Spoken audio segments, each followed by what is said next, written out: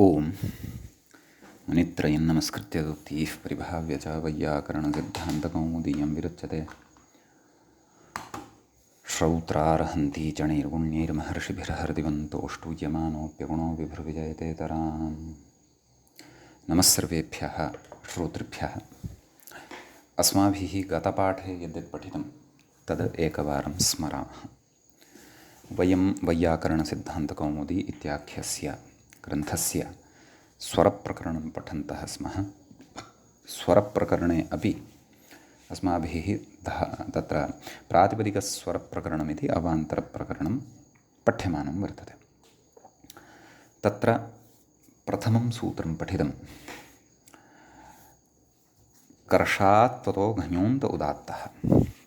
अयञ्च प्रथमः पाठः प्रवृत्तः अस्माकं गतपाठः अस्य प्रातिपदिकस्वरप्रकरणस्य। सूत्रस्य अर्थः दृष्टः। कर्षतेः धातोराकारवतश्च, नाम आकारवतश्च धातोः घञन्तस्य घञन्तः उदात्तः स्यात् इति।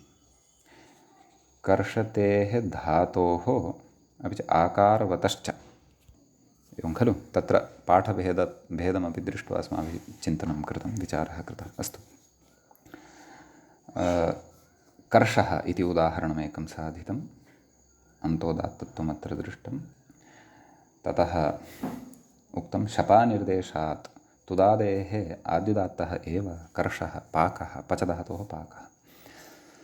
ततः सूत्रं पठितम् उञ्छादीनाञ्च। उञ्छादिगणे पठितानां शब्दानां तत्र अन्तः उदात्तः भवति इति सूत्रस्य अर्थः दृष्टः। तत्र उक्तम् उञ्छादिषु युगशब्दः घञन्तः अगुणः निपात्यते कालविशेषे रथाद्यवयवे च। वैश्वानरः कुशिकेभिः युगे युगे इति तत्र उदाहरणं दृष्टं। ततः अन्यत्र तु नाम योगे योगे, नाम उञ्छादिगणे पठितस्य एव एषा व्यवस्था। अन्यत्र तु योगे योगे तपस्तरम्, अत्र अन्तोदात्तत्वं न भवति योगशब्दस्य। भक्षशब्दः घञन्तः उञ्छादिगणे इति भावः। गावः सोमस्य प्रथमस्य भक्षः इति अन्तोदात्तत्वं दृष्टम्। उत्तमशश्वत्तमावपि इति तत्र वचनं गणपाठे एव अस्माभिः पठितं, नाम उञ्छादिगणे एव पठितमिदं वचनं। तत्र उदुत्तमं वरुण शश्वत्तमम् ईळते इति उदाहरणद्वयम् अन्तोदात्तयुक्तं पठितं। ततः सूत्रं पठितं चतुर्शसी। चतुरः अन्तः उदात्तः शसि परे इति अर्थः दृष्टः। चतुरः कल्पयन्तः इति उदाहरणं दृष्टम्। अन्तोदात्तत्वमत्र चतुरः इत्यस्य दृष्टं। ततः तत्र उक्तम् अचिररिते अथवा अचिर इति रादेशस्य पूर्वविधौ स्थानिवत्वान् नेह चतस्रः पश्य, अत्र अन्तोदात्तत्वं न भवति। चतेरुरन्, नाम तत्र चत धातोः उरन् इति प्रत्ययः भवति। नित्वात् आद्युदात्तता भवति इति शेषः। सम्यक्। ततः अग्रिमं सूत्रं पठितं झल्युपोत्तमं, झलि उपोत्तमं। तत्र सूत्रार्थः दृष्टः।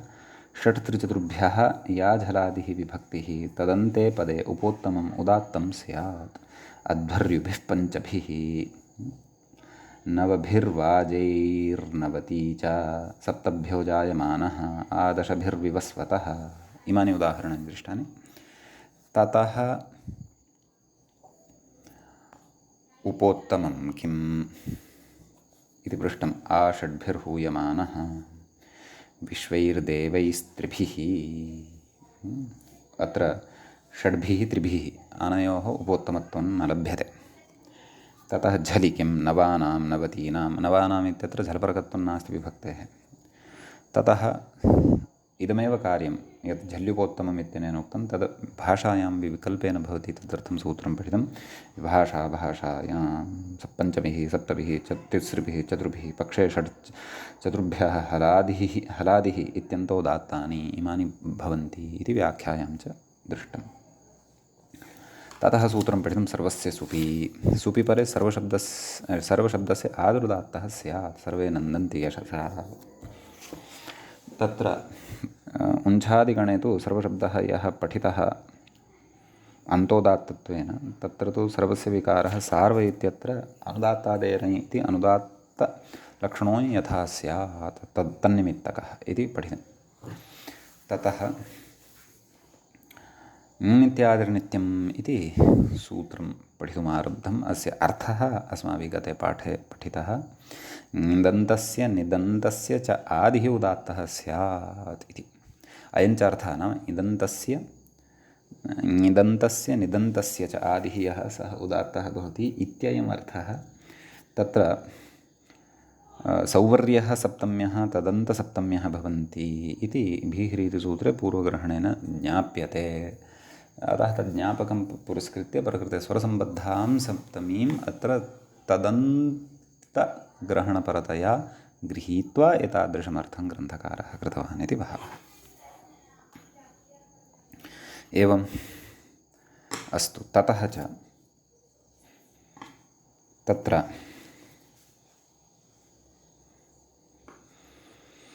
आम् उदाहरणानि तु द्रष्टव्यानि सन्ति इदं सूत्रं पठ्यमानमस्ति अस्माभिः गतपाठस्य अन्ते व्याख्यायाः पङ्क्तयः इत्थमासन् विभाषा उक्तविषय इति षट् त्रिचतुर्भ्यः परा या झलादिर्भक्तिः तदन्तस्योपोत्तमं भाषायाम् उदात्तं वा स्यात् पञ्चभिः सप्तभिः तिसृभिः चतुर्भिः पक्षे षट् त्रिचतुर्भ्यो हलादिः इत्यन्तोदात्तानि सर्वस्य सर्वशब्दः उञ्छादिष्वन्तोदात्तो निपातितः सर्वस्य विकारः सार्व इत्यत्र अनुदात्तादेरै इत्यनुदात्तलक्षणो यथा स्यात् श्रवणं तु सर्वत्र अनुदात्तस्यैव प्रत्ययलक्षणेनापि सर्वस्वरस्येष्यमाणत्वात् इत्यादि भीह्रीतिसूत्रे पूर्वग्रहणेन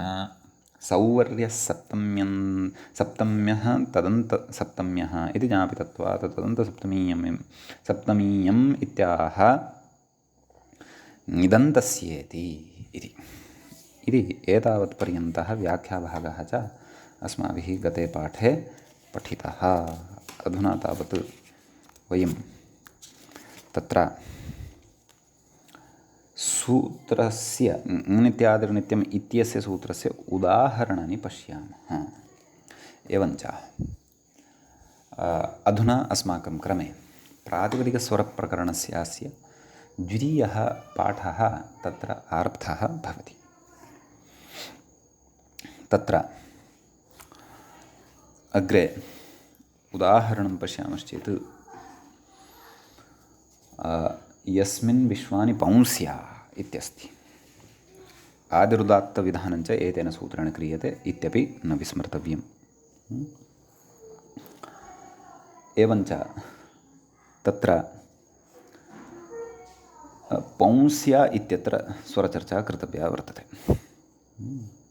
तत्र कथयति मूले पुंसः कर्मणि ब्राह्मणादित्वात् श्यञ् एवं खलु गुणवचन ब्राह्मणादिभ्यः कर्मणि इति सूत्रं तद्धिते पठ्यते खलु अतः पुंसशब्दात् श्ञै इति प्रत्ययः भवति ञत्वात् आदिवृद्धिः पौंस् या पौंस्य एवं खलु स्त्रीत्वविवक्षायां तत्र यस्मिन् विश्वानि पौंस्या एवं खलु स्त्रियामेव खलु अयं शब्दः सम्यक् अतः निदन्तम् इदं प्रातिपदिकं भवति इदन्तम् इदं प्रातिपदिकम् अस्ति इति कारणात् प्रकृते तत्र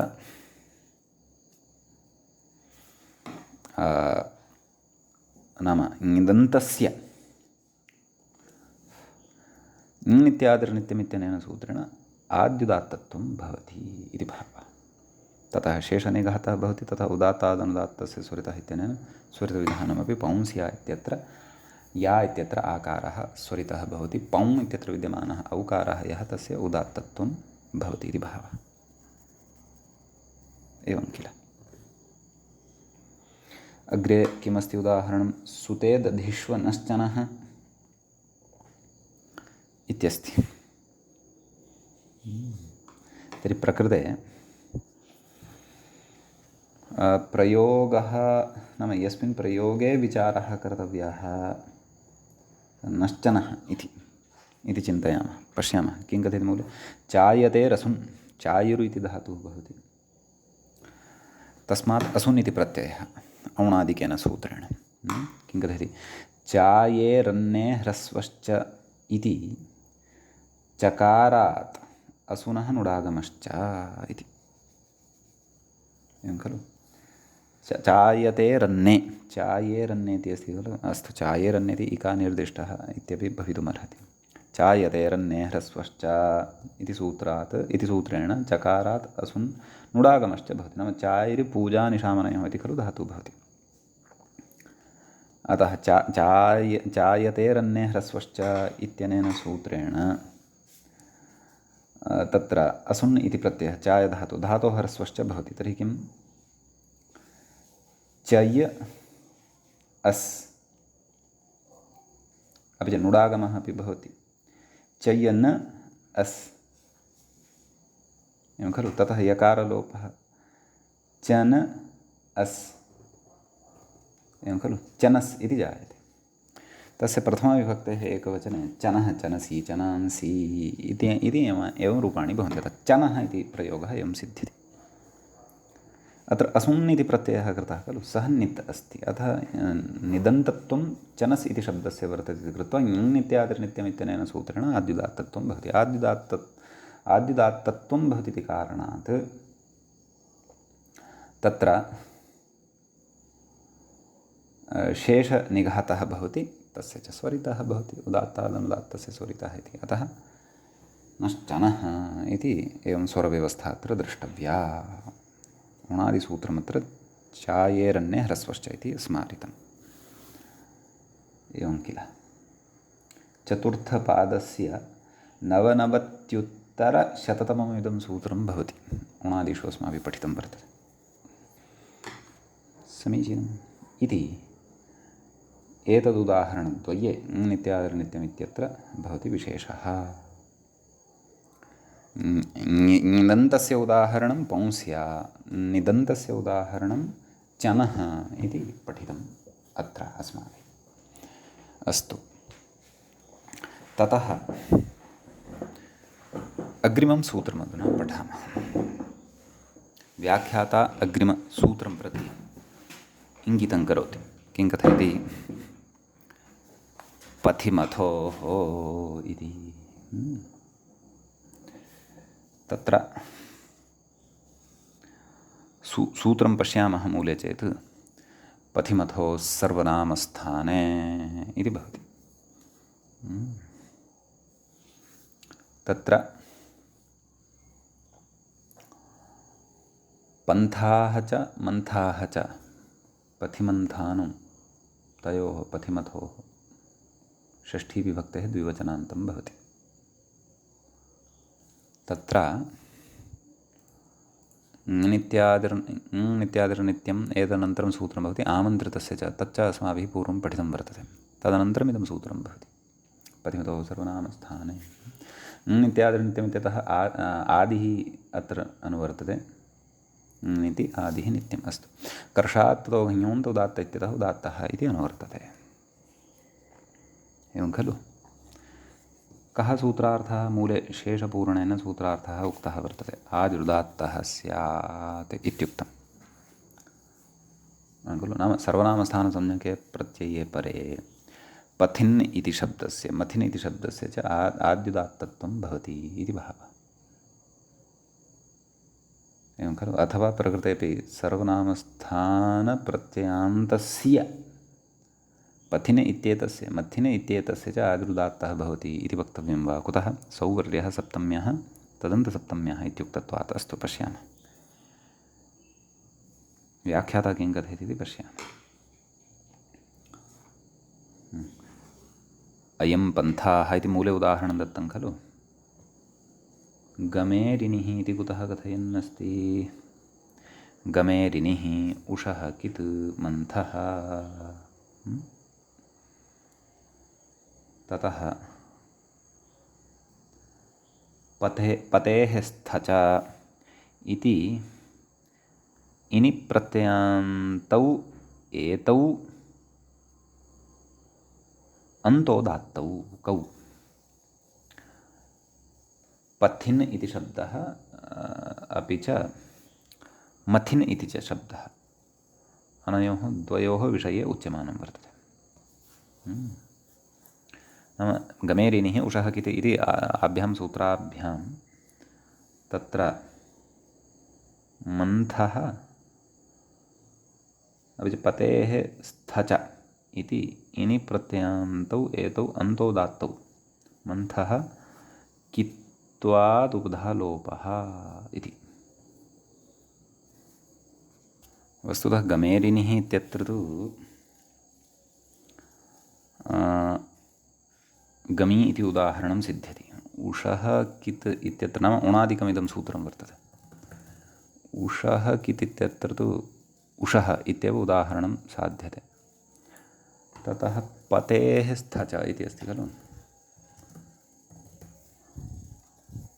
वस्तुतः एतत् सूत्रं नाम गमेरिनिः उषः कित् एतद् अनुवृत्ति नाम उणादिषु अनुवृत्तिसौकर्यदृष्ट्या अत्र उक्तं वा इति द्रष्टव्यम्। यद्यपि तत्र पथिन् इति शब्दे तु पतः स्थ च इत्यस्य एव सूत्रस्य तत्र प्रवृत्तिः वर्तते, तेन इनि प्रत्ययः भवति। मन्थाः इत्यत्र तु आं सूत्रमेव वर्तते मन्थाः, सम्यक् सूत्राणि क्रमशः उच्यमानानि सन्ति। गमेरिनिः उषः कित् मन्थः मन्थः इत्यपि उणादिसूत्रमेव वर्तते। तेनापि इनि प्रत्ययः भवति। इनि प्रत्ययान्तः तदेव मन्थतेः इनिः कित् स्यात् कित्वान् नकारलोपः मन्थाः मन्थानो मन्थानः इत्येवं रीत्या पूर्वं पठितं वर्तते। इमानि सर्वाणि अपि उणादिसूत्राणि वर्तन्ते। अतः अत्र भ्रमं मा प्राप्नुवन्तु। गमेरिनिः उषः कित् इति तत्र कित्वस्य इनेः च अनुवृत्तिसौकर्यार्थं प्रकृते सः नाम उणादिसूत्राणां क्रमः अत्र स्मारितः वर्तते इति। इति इनि प्रत्ययान्तौ एतौ अन्तोदात्तौ इत्युच्यते। मन्थः कित्वात् उपधालोपः मन्थः इति सूत्रं वर्तते, अतः कित्वात् उपधालोपः भवति। एवं खलु। अस्तु, तर्हि उदाहरणं किमस्ति मूले इति एषा तु रूपसिद्धिः उक्ता खलु एतावता। आदिरुदात्तः स्यात् अयं पन्थाः कथयति पन्था इति पथिमत्रिभुक्षामात् थोन्थः नाम रूपसिद्धिः प्रदर्शिता तावदेव। अतः सर्वनामस्थाने परतः नाम पन्थाः इति रूपं सिद्धं भवति। अतः तत्र आदिरुदात्तत्वं प्रकृते भवति पथिन् इति शब्दस्य। सुप्रत्ययः सर्वनामस्थानसंज्ञां भजते एव खलु। अतः ततश्च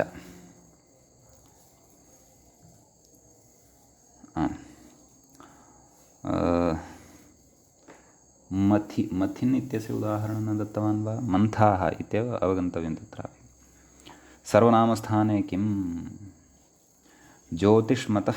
ज्योतिष्मतः पथो रक्षा भस्यटेर्लोपः व्याख्याता कथयति पथः इति भस्यटेर्लोपः नाम एतद् द्वितीया बहुवचनान्ते भवति पथिन् शस् टेर्लोपः भवति पथः इति भवति।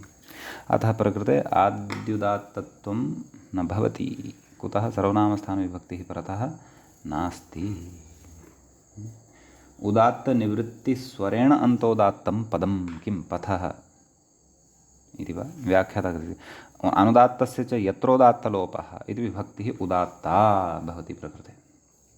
उदात्तनिवृत्तिस्वरेण अन्तोदात्तं पदम् इदं भवति किं पथः इति। सम्यक्।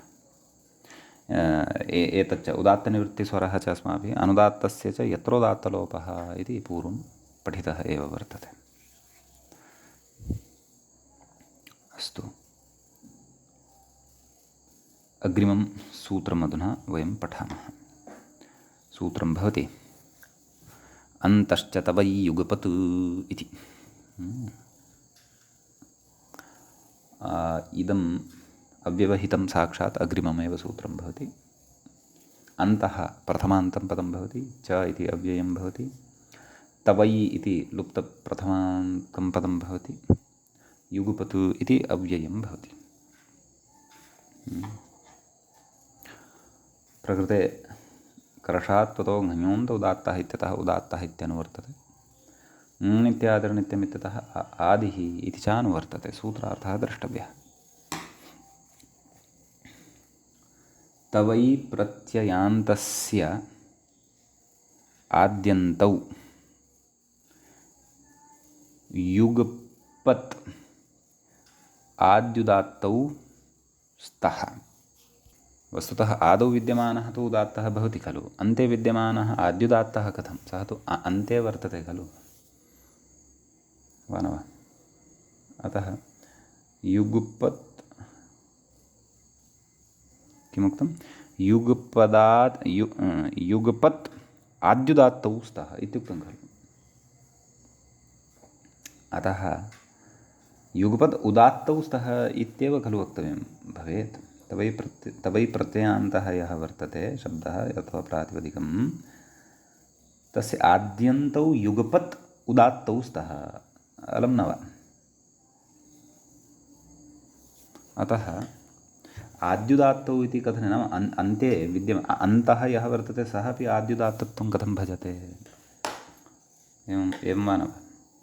पश्यामः। दातवा उ इति हर्षसे दातवा उ इत्यस्ति। कथयति? ददातेः कृत्यार्थे तवैकेन्यत्वनः इति तवै प्रत्ययः, वा न वा? अतः दातवा इति अस्ति खलु, दातवै इति भवति। दातवै उ ऐकारस्य आयादेशः केन? एचो यवायावः। लोपशाकल्यस्य इति यलोपः, एवं खलु। दातवाय उ इति जातमासीत् खलु, दातवा उ इति। एवञ्च प्रकृते तवै प्रत्ययान्तस्य आद्यः यः वर्तते दकारात् परतः आकारः, वकारात् परतः च आकारः। अनयोः उभयोः अपि उदात्तत्वं भवति। शेषनिघातः भवति, तेन तकारात् यः आकारः वर्तते तस्य अनुदात्तत्वं भवति, एवं खलु इति। व्याख्याता कथयति युगपद्ग्रहणं पर्यायनिवृत्त्यर्थम्। अन्यथा एकस्मिन् समये एकस्यैव भवति स्म, पर्यायेण भवति स्म, तदेव कथयति। अन्यथा एकवर्जमिति वचनात् अनुदात्तं पदमेकवर्जम्, एवं खलु। एकवर्जम् इति वचनात् यौगपद्यं न स्यात्, नाम एकस्मिन् एककालावच्छेदेनैव उभयोः अपि उदात्तत्वं न स्यात् इति भावः, एवं किल इत्यस्ति अत्र विशेषः। अग्रे सूत्रं पठामः। सूत्रं भवति क्षयो निवासे। तत्र क्षयः इति प्रथमाविभक्तेः एकवचनान्तं भवति, निवासे इति सप्तम्यन्तं भवति। कर्षात् त्वतो घञोन्त उदात्तः इत्यतः उदात्तः इत्यनुवर्तते। नित्यादिर्नित्यम् इत्यतः आदिः इत्यनुवर्तते। सूत्रार्थः शेषपूर्णेन उक्तः। कः?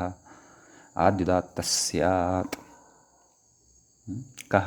क्षयः इति शब्दः। निवासार्थे क्षय इति शब्दः आद्युदात्तो भवति इति। व्याख्याता किं कथयति? निवासे अभिधेये क्षयशब्दः आद्युदात्तः। किमुदाहरणं? स्वे क्षये शुचिव्रता, एवं खलु। क्षि निवासगत्योः, सम्यक्। ततः अचो यत्, एवं खलु।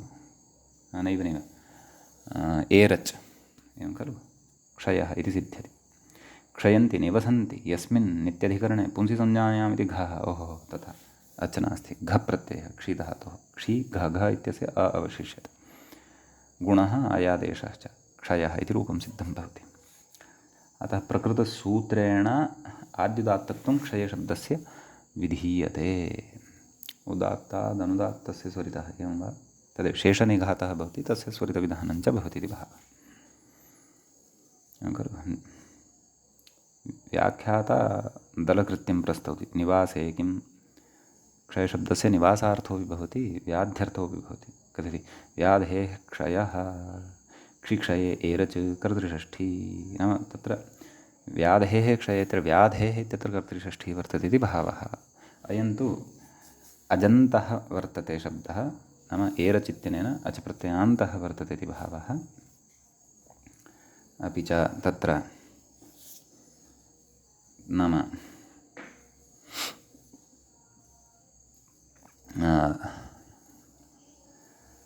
प्रकृतसूत्रेण आद्युदात्तत्वं न भवति, अतः निवासार्थे अयं शब्दः नास्ति अच प्रत्ययान्तः। अग्रिमं सूत्रं प्रति इङ्गितं करोति व्याख्याता जयः इत्युक्त्वा। मूले सूत्रं पश्यामश्चेत् जयः करणम् अथवा जयः करणम् इति भवति सूत्रम्। तत्र जयः इति प्रथमाविभक्तेः एकवचनान्तं भवति, करणम् इति अपि प्रथमाविभक्तेः एकवचनान्तं भवति। कर्षात् पदो घञोन्त उदात्तः इत्यतः उदात्तः इत्यनुवर्तते, ङित्यादिर्नित्यमित्यतः आदिः इति च अनुवर्तते। एवं खलु? तत्र करणवाची नाम सूत्रार्थः द्रष्टव्यः। करणवाची जयशब्दः आद्युदात्तः स्यात्।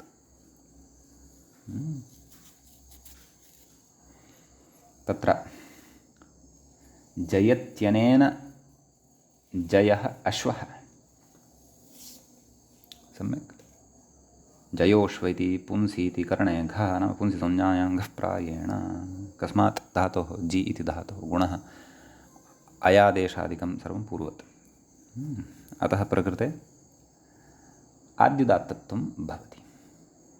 जयः इत्येव उदाहरणम्।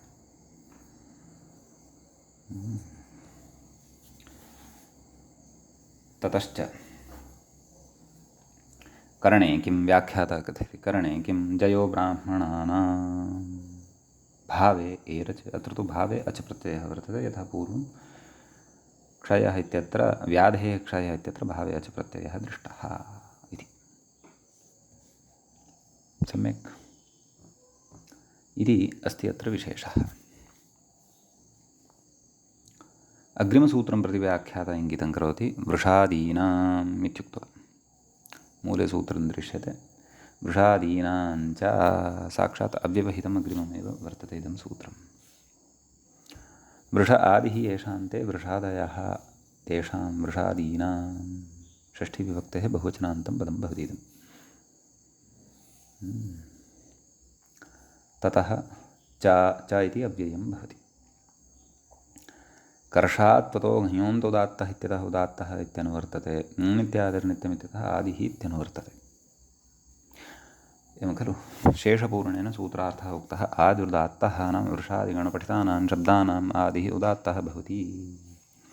आकृतिगणोऽयं नाम निश्चिता संख्या अत्र शब्दानां नास्ति, प्रयोगानुरोधेन अत्र शब्दाः अन्तर्भाव्याः।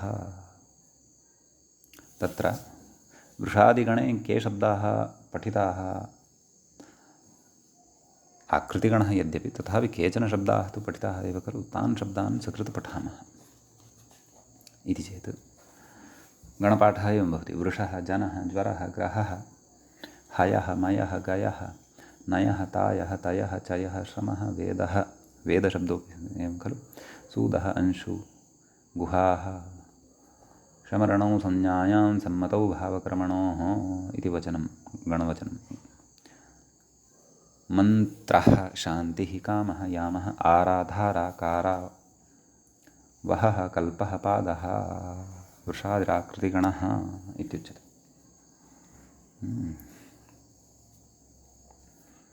उदाहरणं पश्यामः। ततः पूर्वं व्याख्याता किं कथयति, वृषुसेचने इगुपदलक्षणः कः? एवं खलु? क्व? कस्मिन् उदाहरणे? वृष इति शब्दे प्रथमः एव शब्दः भवति खलु अत्र वृष इति। इगुपदज्ञाप्रीगिरः कः इति कप् प्रत्ययः भवति, तस्य कित्वात् लघुपदगुणः न भवति इति भावः। एवं खलु? वाजेभिरिति, वाजेभिर्वाजिनीवति, वाजिनीवती इति। एवं खलु? तर्हि अत्र वृषादिगणे वाजशब्दः यः अस्ति आकृतिगणत्वादेव तत्र वाजशब्दः मन्तव्यः। अतः तस्य वृषादिनां चैतन्येन आद्युदात्तत्वं भवति वाजेभिः इति सिद्ध्यति। वा इत्यत्र वकारात् परतः आकारः आद्युदात्तत्वं भजते। ततः इन्द्रं वाणीः व्याख्याता किं कथयति तदपि पश्यामः। वाजेभिरिति वजेर्घञ् घञ्ति प्रत्ययो भवति इति भावः। अस्तु, अग्रे किं कथयति? आम्, कर्षात्वतः इति अन्तोदात्ते प्राप्ते वृषादेः आकृतिगणत्वात् आद्युदात्तः। अस्तु, इन्द्रं वाणीः प्रकृते इन्द्रशब्दः वृक्षादिगणे भवति इति कृत्वा प्रकृतसूत्रेण आद्युदात्ततः भवति। केन? वृषादीनां च इति। एतावान् विशेषः अस्मिन् सूत्रे भवति। अग्रिमं सूत्रम् अधुना पश्यामः। व्याख्याता इङ्गितं करोति संज्ञायां, मूले पश्यामश्चेत् संज्ञायामुपमानम् इति दृश्यते सूत्रम्। संज्ञायाम् इति सप्तम्यन्तम्, उपमानम् इति प्रथमाविभक्तेः एकवचनान्तं भवति। कर्षात् त्वतो ह्योऽन्तो उदात्तः इत्यतः उदात्तः इत्यनुवर्तते। नित्यादिर्नित्यम् इत्यतः आदिः इति च अनुवर्तते। सूत्रार्थः द्रष्टव्यः। उपमानशब्दः संज्ञायाम् आद्युदात्तः इति इत्यस्ति। तर्हि उदाह्रियते, किम् उदाह्रियते इति चेत् चञ्चेव चञ्चा। उपमानशब्दोऽयम् उपमेयस्य संज्ञा। प्रकृते तदेव चञ्चा इव काचिद् वा कश्चन वा अस्ति, तस्यापि चञ्चा इत्येव नाम भवति। कनोऽत्र लुपु इति उक्तं खलु, व्याख्याता कृते कनो लुबिति नाम चञ्चा इति शब्दात् इवे प्रतिकृतौ तद्धिते पठितं खलु सूत्रम्। इति कनः लुम् मनुष्येति लुपु, मनुष्यार्थे तस्य लुप् भवति इति भावः। सम्यक्। अतः चञ्चा इत्येव भवति। चञ्चा इत्येतस्य नाम चञ्चा इति उपमानशब्दः इति कृत्वा संज्ञायां गम्यमानायाम् अत्र आद्युदात्तत्वं भवति। सम्यक्। अग्रे कथयति ननु प्रत्ययलक्षणेन नित्वात् कन् कन् नित् अस्ति खलु, अतः प्रत्ययलक्षणेन नित्वात् नित्यादिर्नित्यम् इत्येव सिद्धम् अत आह एतदेव इति मूले एतदेव ज्ञापयति क्वचित् स्वरविधौ प्रत्ययलक्षणं नेति। एवं खलु। नाम एतद् प्रकृते संज्ञायाम् उपमानमिति यद्विधानं वर्तते, उपमानशब्दः संज्ञायाम् आद्युदात्तः, यत् स्वरविधौ प्रत्ययलक्षणं न भवति, अन्यथा प्रत्ययलक्षणत्वात् नित्स्वरः प्रकृते प्रवृत्तः स्यात् इति भावः। एवं खलु इति अस्ति अत्र विशेषः। आम्, परन्तु अग्रिमसूत्रात् पूर्वं तत्र प्रत्युदाहरणानि अपि सन्ति खलु मूले। संज्ञायां किम् अग्निर्माणवकः। अत्र संज्ञा नास्ति इति कृत्वा तत्र नाम अग्निः माणवकः इति खलु उच्यमानमस्ति। अतः अग्नि इति शब्दः अत्र उपमानवाचकः इति कृत्वा प्रकृते आद्युदात्तत्वं न भवति। एवं किल।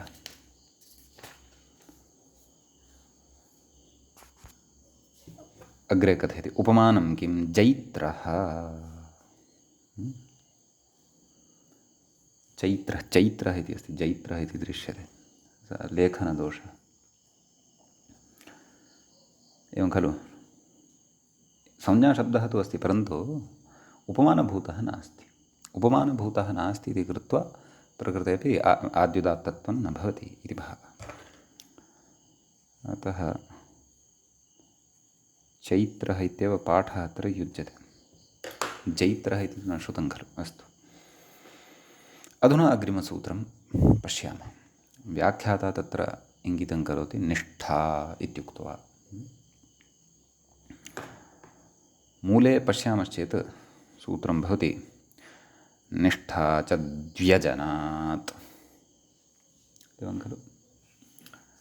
तत्र पदच्छेदमादौ पश्यामः। एतत् सूत्रं गतसूत्रात् सत्यं साक्षात् अव्यवहितमेव अग्रिमं सूत्रं भवति। तत्र निष्ठा इति प्रथमान्तं पदं भवति, च इति अव्ययपदं भवति, व्यजनात् आम् द्व्यच्च इति पृथक् पदं प्रकृते भवति। द्व्यच् इति अनात्, अनात् इति पञ्चमी विभक्तेः एकवचनान्तं भवति। द्व्यच् इत्यत्र कथं विग्रहः इति चेत् द्वौ अचौ यस्य तद् द्व्यच्, न आत् अनात् तत्पुरुषः आहत्य निष्ठा च द्व्यच् अनात् इति चत्वारि पदानि अस्मिन् सूत्रे वर्तन्ते। संज्ञायाम् उपमानम् इत्यतः संज्ञायाम् इत्यनुवर्तते, कर्षात् उदौ उदात्तः इत्यतः उदात्तः इति अनुवर्तते, इत्यादिर्नित्यम् इत्यतः आदिः इति च अनुवर्तते। अतः सूत्रार्थः द्रष्टव्यः। मूले उच्यते निष्ठान्तस्य द्व्यचः संज्ञायाम् आदिरुदात्तः न त्वाकारः इति, एवं खलु। नाम सः आदिः यदि आकारः वर्तते निष्ठान्तस्य, सः तु तत्र उदात्तत्वं न भजते इति भावः। दत्तः इत्यस्ति, दत्त इति व्याख्याता कथयति। ददातेः क्तः दो दद्घोः इति दतादेशः पूर्वं पठितमस्ति सूत्रं सम्यक्। दत्त दत्त अतः प्रकृते निष्ठान्तं वर्तते, द्व्यच्कं वर्तते, संज्ञा अत्र गम्यमाना, संज्ञा गम्यमाना अस्ति इति कृत्वा दकारात् परतः विद्यमानः यः आकारः तस्य उदात्तत्वं भवति। शेषनिघातः उदात्तादनुदात्तस्य स्वरितः इति स्वरितविधानमपि ज्ञातव्यं। निष्ठा च द्व्यजनात् इत्यनेन आद्युदात्तत्वम् इति मुख्यं कार्यं प्रकृते भवति। सम्यक्। इदानीं दलकृत्यानि उच्यन्ते। द्व्यच् किं चिन्तितः, व्याख्याता कथयति चितिस्मृत्यां चुरादिः। सम्यक्। अयम् अनेकाच्कत्वं भजते इति कृत्वा प्रकृते आदिरुदात्तत्वं न भवति इति भावः। भिषोन्तोदात्त इत्यनेन अन्तोदात्तत्वं भवति, तद् अग्रे पठिष्यते। अनात् किं त्रातः, त्रयं पालने इति भवति खलु। आत्वादिकं कृत्वा क्तान्तः प्रयोगः त्रातः इति लभ्यते। अत्र आदिः लब्धः, परन्तु न अपि च द्व्यच्कमपि वर्तते इदं क्तान्तं, परन्तु अनात् इति उक्तत्वात् प्रकृते तत्र प्रकृते आद्युदात्तत्वं न भवति। निष्ठा च द्व्यच् अनात्, अनात् इति प्रथमान्तमेव भवति खलु। पञ्चम्यन्तं यदि मया उक्तं तर्हि तत् कृपया परिष्कुर्वन्तु। अग्रे कथयति संज्ञायामित्यनुवृत्तेर्नेह, नाम संज्ञायामेव इमानि सर्वाणि कार्याणि। कृतं हृतं, व्याख्याता कथयति कृतं हृतमिति प्रत्ययस्वरेण अन्तोदात्तौ एतौ इति कथयति। भिषोय अन्त उदात्तः इत्यनेन अन्तोदात्तत्वं प्रकृते अवगन्तव्यम्। समीचीनम् इति अयमत्र भवति विशेषः। अग्रिमं सूत्रं पठामः। व्याख्याता तु सूत्रार्थे विचारं कुर्वन्नस्ति। वयं सूत्रमादौ पठामः। सूत्रं भवति शुष्कधृष्टौ इति। तत्र शुष्कश्च धृष्टश्च, शुष्कधृष्टौ। सम्यक्। कर्षात् ततो ङयोन्त उदात्तः इत्यतः उदात्तः इत्यनुवर्तते ङनित्यादिर्नित्यमित्यतः आदिः इति च अनुवर्तते। सूत्रार्थः मूले उच्यते एतौ आद्युदात्तौ स्तः, ततः अनन्तरं पूर्णविरामः स्थापनीयः। भवतां पुस्तके अस्ति चेत् चिन्ता नास्ति। एवं खलु। ततश्च असंज्ञार्थमिदम् इति कथयति। संज्ञायां तु निष्ठा च द्व्यजनात् इत्येव सिद्धं। सम्यक्। अतः प्रकृते आद्युदात्तत्वम् एतेन सूत्रेण भवति। व्याख्याता कथयति शुष्कमिति, शुषेः क्तः क्तप्रत्ययो भवति। तस्य शुषः कः इति कादेशः सर्वमिदं पठितमस्ति पूर्वं। धृष्ट इत्यत्र च तद् धृष धातोः क्तप्रत्ययः तस्य त इति अवशिष्यते। ष्टुत्वात् धृष्ट इति शब्दः सिद्धः भवति। एवं खलु। उभयत्रापि आद्युदात्तत्वात् शेषनिघातः भवति। ततः उदात्तादनुदात्तस्य स्वरितः इति स्वरितविधानमपि ज्ञेयम्। अतसन् शुष्कम् इति उदाहरणवाक्यं मूले प्रदत्तं वर्तते। धृष्टम् इत्येतस्य न दत्तं, तदपि देयम् अस्तु इति। एतावान् विशेषः अस्मिन् सूत्रे भवति। अग्रिमं सूत्रमधुना पश्यामः। अग्रे व्याख्याता इङ्गितं करोति आशितः। मूलं पश्यामश्चेत् सूत्रं भवति आशितः कर्ता इति। आशितः इति प्रथमाविभक्तेः एकवचनान्तं भवति। कर्ता इत्यपि प्रथमाविभक्तेः एकवचनान्तं पदं भवति। समीचीनम्। एवञ्च प्रकृते कर्षात् ततो ङयोन्त उदात्तः इत्यतः उदात्तः इत्यनुवर्तते ङनित्यादिर्नित्यमित्यतः आदिः इति च अनुवर्तते। सम्यक्। तत्र सूत्रार्थः कृतः वर्तते, मूले द्रष्टव्यं। कर्तृवाची आशितशब्दः आद्युदात्तः। एवं खलु। तत्र कृशन् नित्फाल आशितं। सम्यक्। तत्र व्याख्याता कथयति। अस्तु, आदौ उदाहरणं चिन्तयामः। कृशन् नित्फाल आशितम्। एवं खलु। अत्र आशित् इति शब्दः, आशितः कर्ता इत्यनेन आशित् इति तत्र आद्युदात्तत्वं भजते। शेषनिघातः उदात्तादनुदात्तस्य स्वरितः इति स्वरितविधानमपि शकारात् परतः विद्यमानस्य इकारस्य ज्ञेयम्। सम्यक्। व्याख्याता अधुना किं कथयन्नस्ति तत् पश्यामः। आङ् पूर्वात् अशभोजने अस्मात् कर्तृक्तो निपात्यते, कर्तृक्तप्रत्ययः निपात्यते। सम्यक्। एवं खलु। अपर आह कर्ता इत्यनेन, नाम कश्चन अन्यः अत्र एवं रीत्या सूत्रार्थं करोति इति। कर्ता इत्यनेन भूतपूर्वगत्या अणौ कर्ता अणौ कर्मीभूतः एव विवक्षितः। एवं रीत्या अपि केचन व्याख्यानं कुर्वन्ति। तथा च अशेषण्यन्तस्य प्रयोज्यकर्तरि गतिबुद्धिप्रत्यवसानार्थ इति कर्मसंज्ञके निष्ठायाम् आशितिति रूपमिति तेषां मते एवमत्र आशितमिति रूपं भवति अण्यन्तम् इति भावः। प्रयोज्यकर्तरि अयं प्रयोगः भवति इति उच्यते। सम्यक् इत्यस्ति विषयः। अग्रे सूत्रं पश्यामः। व्याख्याता सूत्रं प्रति इङ्गितं करोति। रिक्त इति मूलं पश्यामश्चेत् रिक्ते विभाषा इत्यस्ति सूत्रम्। रिक्ते इति सप्तम्यन्तं, विभाषा इति प्रथमान्तं भवति। कर्षात् पतो ङयोन्त उदात्तः इत्यतः उदात्तः इत्यनुवर्तते ङ इत्यादिर्नित्यमित्यतः आदिः इति च अनुवर्तते। तत्र आम्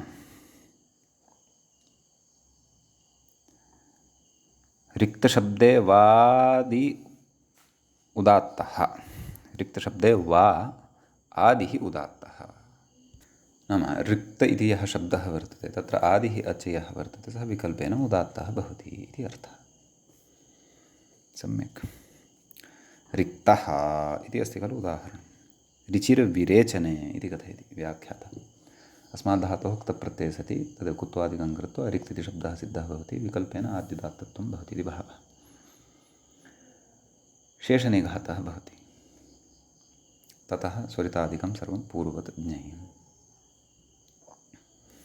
सम्यक् संज्ञायाम् इत्यादि मूले उक्तं खलु संज्ञायां तु निष्ठा च द्व्यजनात् इति नित्यम् आद्युदात्तत्वं पूर्वविप्रतिषेधेन एवं खलु परशब्दस्य इष्टार्थवाचकत्वात् पूर्वविप्रतिषेधत्वात् प्रकृते आद्युदात्तत्वमेव भवति इति भावः संज्ञायां निष्ठा च द्व्यजनात् इति नित्यं भवति विकल्पेन न भवति इति भावः व्याख्याता अत्र किं कथयति पश्यामः निष्ठा च द्व्यजनात् इत्यस्य अवकाशः गुप्तः इति कुतः उच्यते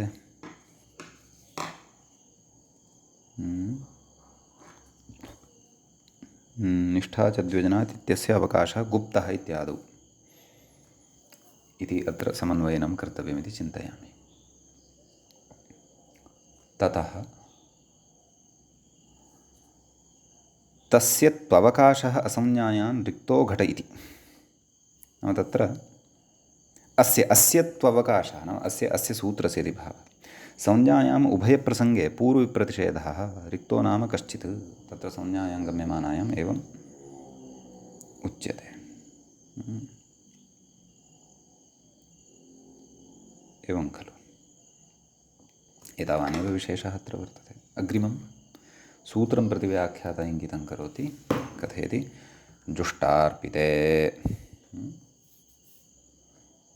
तत्र मूले सूत्रं पश्यामश्चेत् जुष्टार्पिते चच्छन्दसि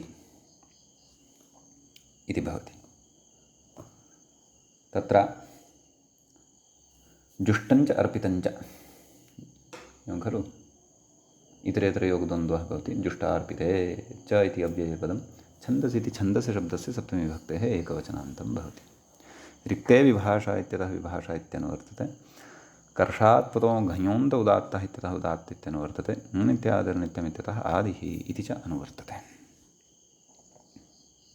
कः सूत्रार्थः इति चेत् मूले कथयति आद्युदात्ते वा स्तः शेषपूरणेन सूत्रार्थं व्याचष्टे आद्युदात्तः वा स्तः आद्युदात्ते वा स्तः नाम जुष्टिति शब्दः अर्पिति शब्दः च आद्युदात्तत्वं भजते विकल्पेन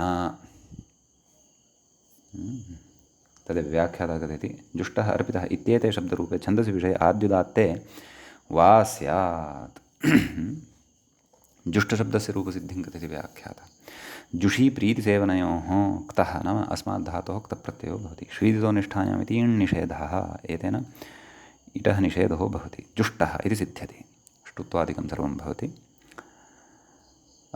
अर्पितशब्दविषये कथयति अर्ते णिच् ऋधातोः णिच् अर्ति ह्रीव्लीरी क्नुयि क्ष्माय्या तां पुणो इति पुक् अर्पितः इति सिद्ध्यति सम्यक् अतः प्रकृतसूत्रेण आद्युदात्तत्वं भवति शेषनिघातः स्वरितादिकं सर्वं पूर्ववत् द्रष्टव्यम् अथवा एकश्रुतेः अवसरश्चेत् सो वा द्रष्टव्यः सम्यक्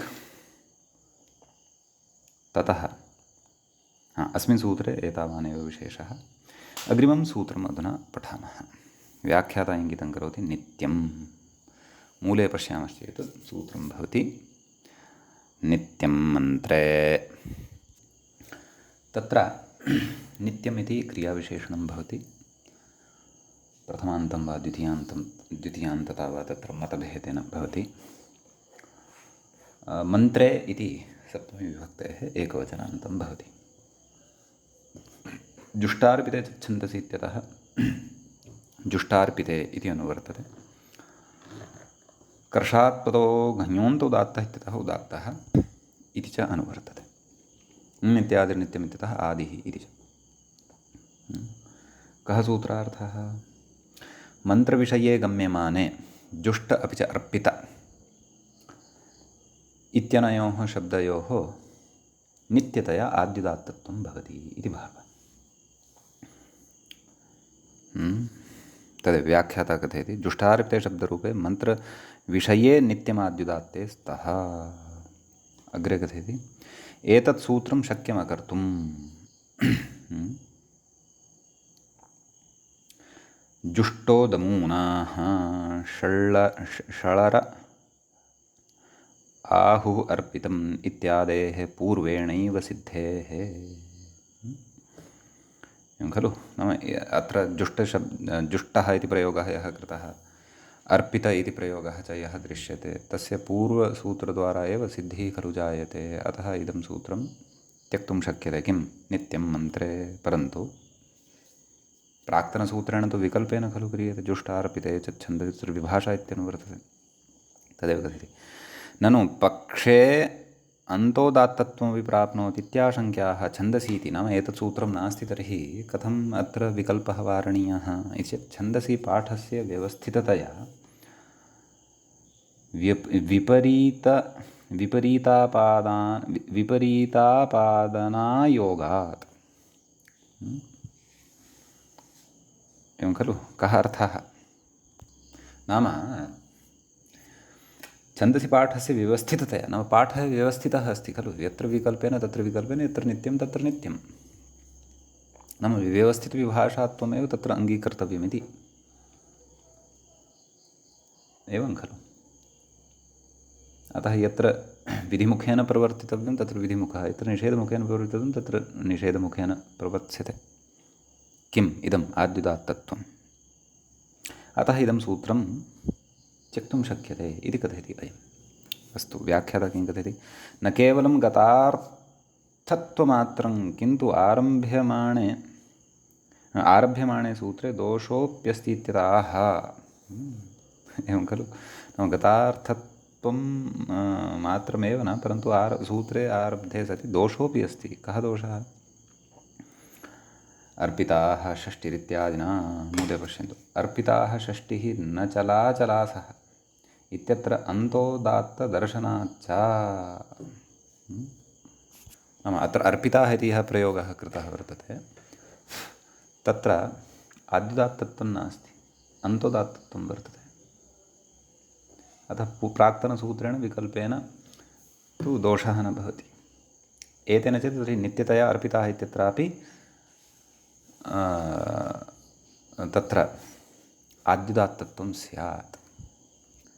अतः एतत् सूत्रं शक्यमकर्तुम् इति सूत्रकारं शिक्षते अस्माकम् अयं तत्र भट्टोजिदीक्षितमहोदयः। अस्तु, स्वतन्त्रस्य मुनेः नियन्तुमशक्यत्वात् अस्माभिः तत्र यदि त्यज्यते तर्हि, नाम सूत्रं यदि न क्रियते तर्हि प्रकारान्तरेण कथं सिद्धिः भवेत् इति अयं विवेकः शक्यः कर्तुं। सूत्रस्य रचने करणे अकरणे च ऋषिः स्वतन्त्रः। अस्तु, अग्रिमसूत्रं प्रति व्याख्याता इङ्गितं करोति।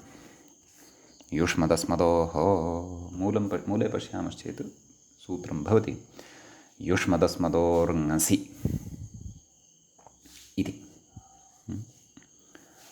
तत्र युष्मच्च अस्मच्च युष्मदस्मदीतयोः युष्मदस्मदोः षष्ठीविभक्तेः द्विवचनान्तम् इदं पदं भवति। ङसि इति सप्तम्यन्तं। कर्षात् पतो ङयोन्तो उदात्तः इत्यतः उदात्तः इत्यनुवर्तते। ङित्यादिर्नित्यमित्यतः आदिः इति च अनुवर्तते। कः अर्थः? आद्युदात्तः स्यात् इति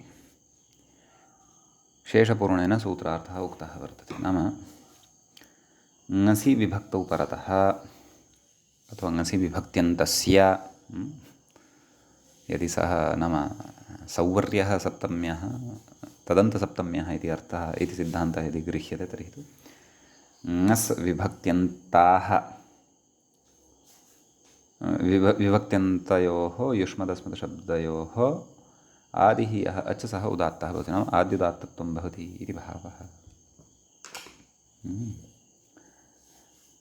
न हिंसस्तव नो मम, एवं खलु, तव ङसि भवति खलु, तव इति उदाहरणं, मम इत्यपि ङसि भवति, अतः प्रकृते आद्युदात्तत्वं भवति। न वा? व्याख्याता किं कथयति पश्यामः।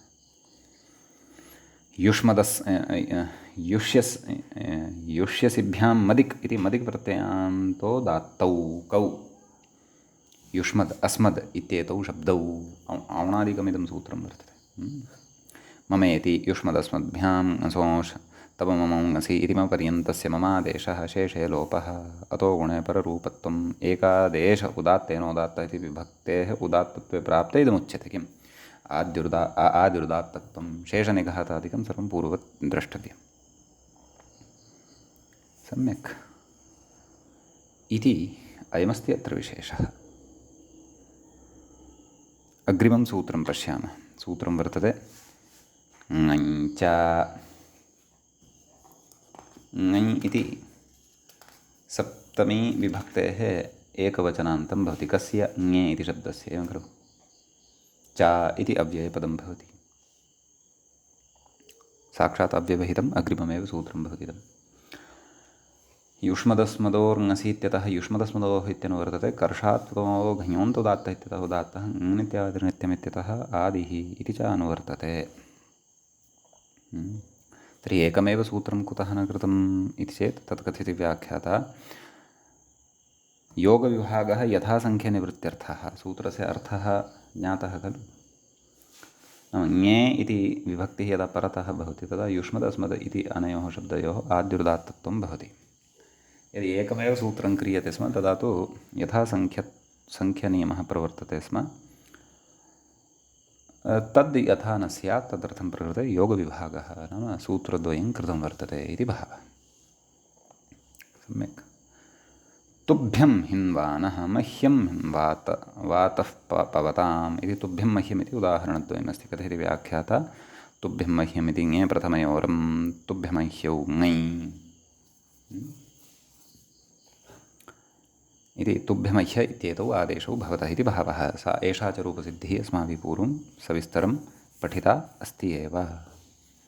अतः आद्युदात्तत्वमत्र अवगन्तव्यम्। शेषनिघातादिकं सर्वं यथा पूर्वम्। सम्यक्। अग्रे सूत्रं भवति। सूत्रं प्रति व्याख्याता इङ्गितं करोति। यतः मूलं पश्यामश्चेत् यतो नावः इत्यस्य सूत्रम्, एवं खलु। यतः इति षष्ठ्यन्तं भवति। अनावः इत्यपि षष्ठीविभक्तेः एकवचनान्तं भवति। न नौः अनौः तस्य तस्याः उभयलिङ्गी भवति खलु। अनावः इति। कर्षात् त्वतो घञोन्तोदात्तः इत्यतः उदात्तः इत्यनुवर्तते। ङनित्यादिर्नित्यमित्यतः आदिः इति च अनुवर्तते। सूत्रार्थः। यत् प्रत्ययान्तस्य, यत् इति प्रत्ययः, अतः प्रत्ययग्रहणदन्ताः ग्राह्याः। यत् प्रत्ययान्तस्य द्व्यचः आदिरुदात्तः नावं विना। व्याख्यातारमपि पश्यामः। तित्स्वरितम् इत्यस्य अपवादः अस्तु। यथा यत् इति तित् भवति खलु प्रत्ययः। ततः कथयति निष्ठा च द्व्यजनात् इत्यतः द्व्यजनुवर्तते। तदाह द्व्यचः इति। अतः अयम् अर्थः लभ्यते। यत् प्रत्ययान्तस्य द्व्यचः आदिरुदात्तः नावं विना। एवं खलु। अत्र अनावः इति निषेधः ज्ञापयति स्वरविधौ व्यञ्जनम् अविद्यमानवत् इति। एवं खलु। व्यञ्जनम् अविद्यमानवद् भवति। अस्तु। एतं विचारं नाम अत्र अनावः इति यद् वर्तते, अपि च उदाहरणं यद् वर्तते तच्च वयम् अग्रिमे पाठे पठिष्यामः। अद्यतनपाठः तावत् अत्रैव उपसंह्रियते। मङ्गलं कुर्मः। मुनित्रयं नमस्कृत्य उक्तिः परिभाव्य च वैयाकरणसिद्धान्तकौमुदीयं विरच्यते। श्रौत्रार्हन्ति च नैर्गुण्यैर्महर्षिभिरहरदिवं तोष्टूयमानोऽप्यगुणो विभुर्विजयतेतराम्।